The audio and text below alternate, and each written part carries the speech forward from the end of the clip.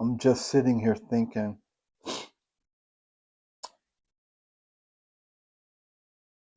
5 years ago,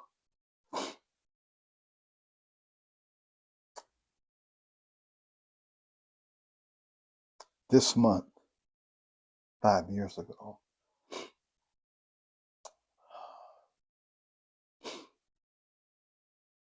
I remember,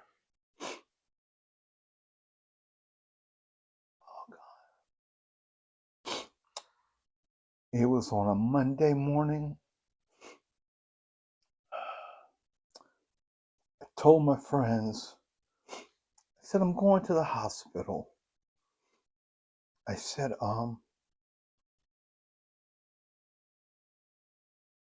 my body feels tired. My body feels tired. I don't have any energy. And I was camping out in the tent. Told them, I said, look after my things. Going down to the hospital. I'm weak. I'm going to see what's going on. So I went down to the hospital, went to the emergency room, told them my situation. Said, I'm tired, lethargic, real melancholy. Something's wrong. I'm not right. So they admitted me to the hospital. I spent 4 days in the hospital. And I spent 4 days in the hospital. And that Thursday morning, the nurse came in. She said, Mr. Johnson, there's nothing wrong with you. We're going to send you home. And I told her, I begged her. I said, no, nurse. I said, please don't send me home. I'm not well. I am not well.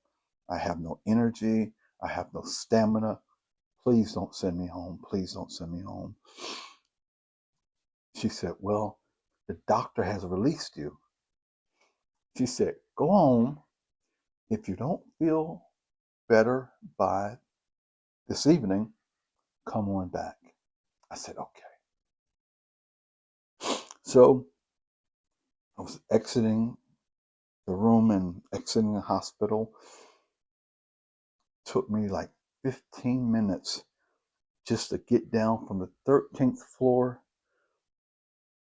to the ground level. Man, I was so tired. I stopped. I sat on one of the benches inside the hospital. Then I started to go out the door. Then a small voice in my head said, don't go home. Don't turn left. Turn right. And there's a store down the sidewalk where you can get some jeans from. Go buy you 2 pair of jeans. I'll never forget it. Said, buy you 2 pair of jeans.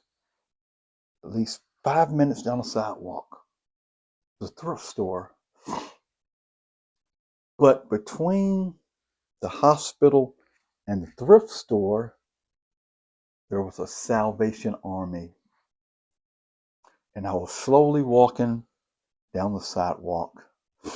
And there was a kid out front. He had to be about 17, 18 years old. And he was out there yelling, we've got 10 new beds. Come get your bed. Come get your bed. We got 10 new beds. Come on, get your bed. And I was walking past. And he said, sir, come on to the Salvation Army. Get your bed. And I looked at the kid. I said, oh, no. I'm okay. I don't need a bed. I'm just leaving the hospital anyway. Give those beds to somebody else. I'm fine. Then he said, come on, sir. Come get your bed. Man, we got 10 open beds here at the Salvation Army. Come get your bed. I said, no. I'm fine. I got a spot to lay my head. I'm good. I'm Gucci. I got it. And then he looked at me. He said, sir, you need a bed. I looked at him. I said, do I? He said, you need a bed. I said, okay. So I went to the Salvation Army, and I'm thinking in my mind, I'm gonna be here for like 5-6 hours. I'm gonna eat some lunch, eat some dinner, then I'm gonna get up around about 6:30, take off, go back to camp. I'll be all right. I'll be in my own spot by myself, all alone. I'll be fine. So I went in there and I had to do the COVID test. I told the nurse, I said, well, I'm just leaving the hospital down the sidewalk. I tested negative for the COVID. She said, okay, well, we got to still do the test again. I said, okay. So 30 minutes later, she came back. She said, you're negative. Welcome to the Salvation Army. I said, thank you. So another lady came and she said, sir, let me show you where your bed is. And I said, please show me. I said, because I'm kind of tired. I said, but I am having a headache like never before. I said, I just want to lay down. Please let me lay down. So she took me to the living quarters, and the bed was a bunk bed. I was on a top bed. It had 3 steps to get to the top. Oh my God, I had to climb those steps. I don't even know how I made it up those steps. God, I climbed those steps. And then the lady brought me a pillow, big fluffy white pillow, and a nice snow white comforter, big comforter.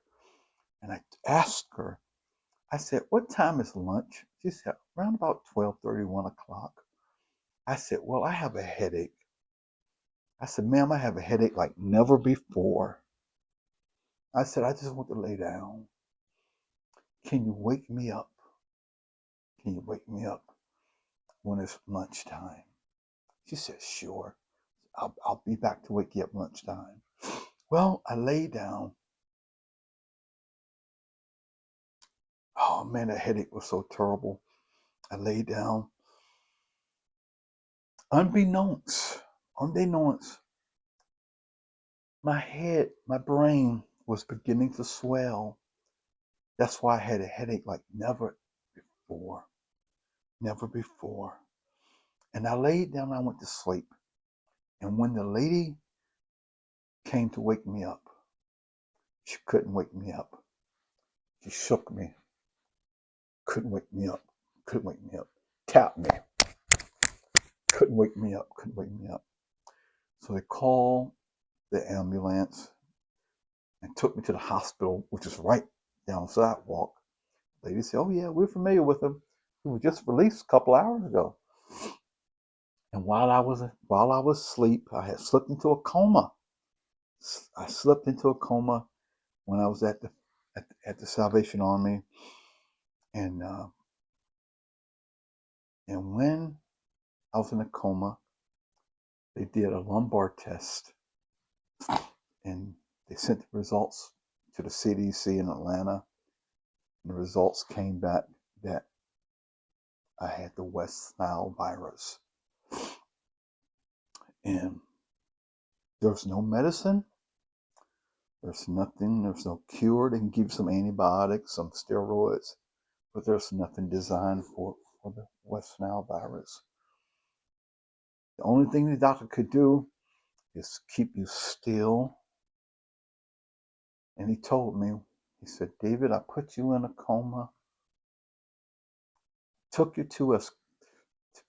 you to death as close as possible without killing you. Had to put you in a coma until the virus passed over or until you passed away. So put me in a coma. But while I was in my coma, my blood pressure began to drop.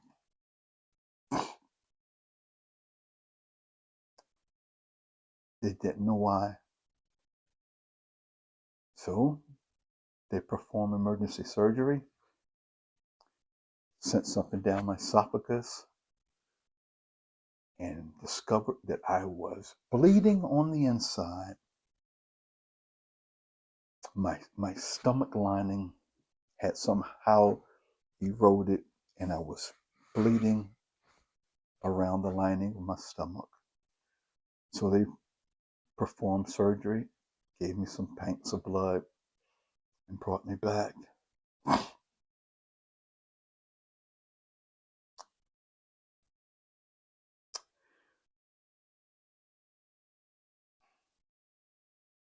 There's a scripture that says, "Be careful how you entertain strangers, because you could be entertaining angels unaware." There's no doubt in my mind that that young man on the steps of the Salvation Army was an angel, and he was proclaiming and announcing they had 10 beds. Come get your bed. I didn't think I needed a bed, but thank God for that angel. And I also thank God for the spirit of obedience when he looked at me and he said, "Sir, you need a bed."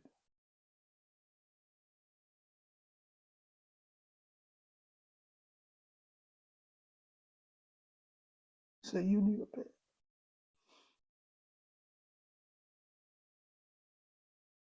I said, "Do I?" He said, "Yeah."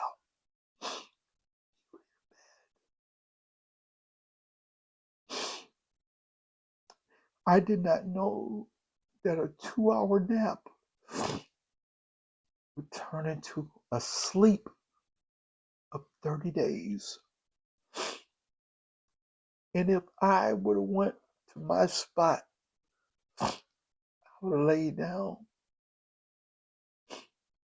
I went to sleep. I would have bled to death in my sleep. I thank God. Thank God.